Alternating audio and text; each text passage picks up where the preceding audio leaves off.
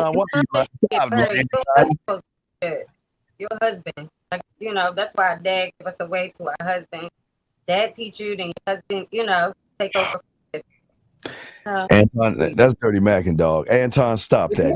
I'm not trying to. It ain't that. Ladies know the moment they come home in elementary school and ask their mom, why that little boy buy me a balloon or give me a teddy bear or a fucking flower, they get laced up and say, girl, you can get whatever you want because you got something between your legs that a bunch of suckers want. And every woman, if you don't want to admit this, all you women know, if you want something right now, there is a sucker that you have right now. You can ask for it and they'll give it to you for free, Anton. So what do they need you for, Anton, if they can get it on their own? Now when because let me tell you why.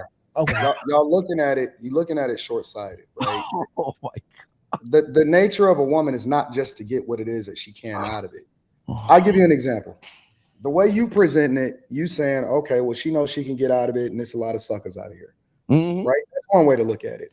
The other way to look at it is that because a lot of women for the streets look at it that way too. The other way to look at it is Nicole don't believe a real woman understands that she gets more out of life and out of the men that she with by being a servant to them, right? So I'll give you an example. If you're a wife and you truly pour into your man the way that you're supposed to, you really leverage your femininity the way that you're supposed to in that. You're empowering, right? You have a nurturing spirit. You are a resource and you allow for him to be able to use you as a resource in order to connect with wives that then bring the business back to him. In most instances, you are the one that's the beneficiary of y'all greatness. So when he closes the deal, you the one that's going to determine where the money is going because you're the one that's going to be spending the majority of it. His focus is to build. And then when he comes back home, he enjoys the fruits of his labor in the places that he's created based off of what it is that you've been able to leverage and then ultimately place at his feet. But largely, you the one that ride the first class flights. You the one that drive the cars. You the one that do the majority of the shopping. And so because women are so focused on what they can get out of it instead of what they can put into a relationship, they largely do themselves a disservice because he's the one that's going to open up the doors. All you got to do is lead them there. Like if you find a woman and you can teach her and help her to understand her true value, right? A woman never has to argue with a man. What she would do is she would leverage her femininity because you can say the same thing and get the most out of him if you then communicate differently, but you can say the same thing. And then your femininity, you can unlock any door. And then he's the one that walks through it. He's the one that closes the deals. He's the one that builds. He's the one that put his life on the line. And then you're the beneficiary of it. But if you're not pouring into it, instead of you trying to lead with how it is that you can get the most out of it, you then you cut your foot off. How you do yourself a disservice. So what I'm saying is, women at some point when they get up in a certain environment and when they get around a certain dude, they got to change their mindset. And then he puts her in a position of power. He unleashes her. He's not trying to contain her. He unleashes her. He puts her in a position of power that then she benefits from his greatness. So when women stop saying, what can I get out of this? Instead of how is it that I can serve you? How is it that I can be a submissive wife? That's not a bad thing. That's a thing that puts you in a position of power. But most of them don't understand it because we so busy having a conversation of how they can leverage their pussy instead of how it is that they can leverage their femininity. I can wrap that up for you, Antoine. Ask not what your husband can do for you, but ask what you can do for your husband. That's the guy that gives women everything. Anton, you're contradicting. No. Listen, I understand why Antoine jealous because this is the first panel we done had compliant women on here. You could tell they wise because they not rowdy. They not trying to overtalk. They right here listening. And ain't nothing sexier than a female with her top lip touching her bottom lip. That's what y'all don't understand. So I agree wholeheartedly with Antoine.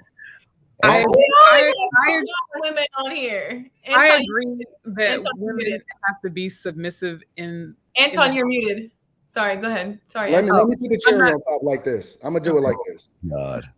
It's God over man. It's God over man, man over woman, woman over the child. And the reason why that's what trying to speak, sir. The reason why that hierarchy works is beautiful, right? And this is how it goes.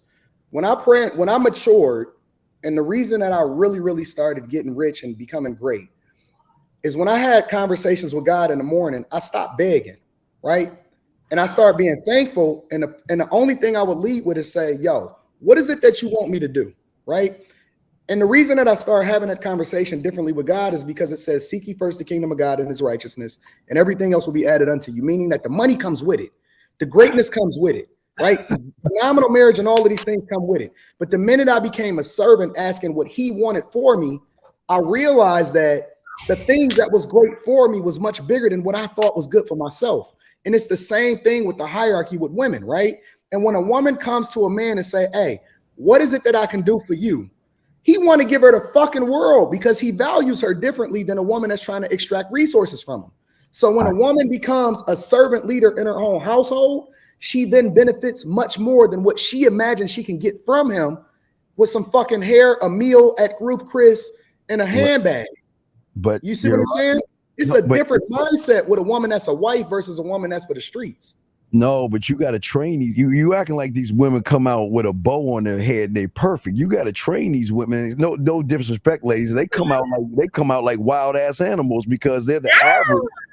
Honestly, they're the average every sucker they had or every soft male before them. So they don't even know what value is because the guys that they're with don't value themselves. You're talking about a man that knows how to set expectations. You're talking about a man that delegates things. You're talking about a man who has influence. You're talking about a man that leads the woman. You're talking about a man that is clear, concise, transparent, and impactful. Yes, you're right, Anton, but where you're wrong is you're dealing with, Anton, almost 90% of these suckers out here are not men. And that's why women take the man roles, because these suckers allow women to walk all over them. Now, if you're a man, Anton, yes, you have a program that she has to follow, because if she doesn't follow your program, there's the door. I'll replace you like that.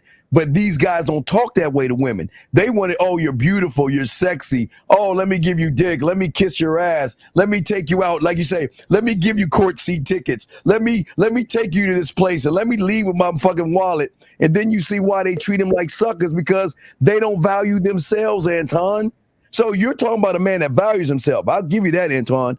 But these guys don't value themselves, because if they did, they wouldn't be buying women weave and $200 this, and they wouldn't be taking them out to dinner. They go get a loaf of bread, take her to Lake, spread your ass cheeks, feed the ducks, and that's all she deserves. All right. Yep. Go ahead, Ashley. Ashley wanted to say something. Go ahead, Ashley. I was just going to say that as far as the submissive part, I do believe in a marriage, and it's for both people. Having a submissive heart will take you a much further than trying to battle everything. So if you can communicate, you can have conversation. Being submissive is not a negative thing. It's not degrading to a woman, but that is how your household runs. I have a submissive heart for my husband. I'm going to take care of him. I still work. I still do all those things, but I'm going to clean. I'm going to do the laundry. I'm going to cook meals. I'm going to do all of those things because, like you said, it supports him on his journey. And I'm the one that makes decisions in the household when it's all said and done. What? Wait. Yeah, you make decisions, but not, you don't have a plan of control. No. I mean, but she's right though, because I'm gonna tell you why she's right. But that's what she said. What she said. I'm gonna tell you why she's right. Oh my Lord, she's 100% right. I'm gonna tell you why she's right. Oh, I don't have time to be nitpicking and making a decision for every single thing that comes in this household. I empower my chick. She's the one that's actually working with the architect to build the house that we building. Mm-hmm. I don't give a fuck about no water heater. She the one that paid this fucking $7,000 bill that I just used in order to work with the tenants. The tenants call her. They don't call me. And then if she gets confused, she'll call me and run it by me and say, hey, did you say this, this, and this, or did you say that, that, and that?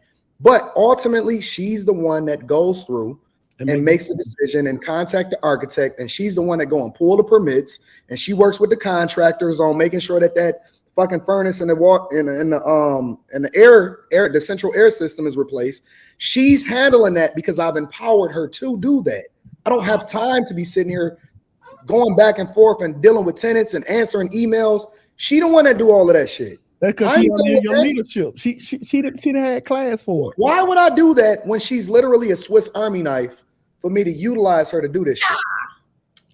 But she's got to be able to. I see what you're saying, but a woman making a decision in the household, that is fucking ludicrous. Her decision is after she tells the man, and he decides and makes the final decision. So she can get with the architect and all the AC guy and have the information, and then go to the man and say, "Baby, this is what it is. Do I have your Man, stamp?" I'm not dealing with that shit.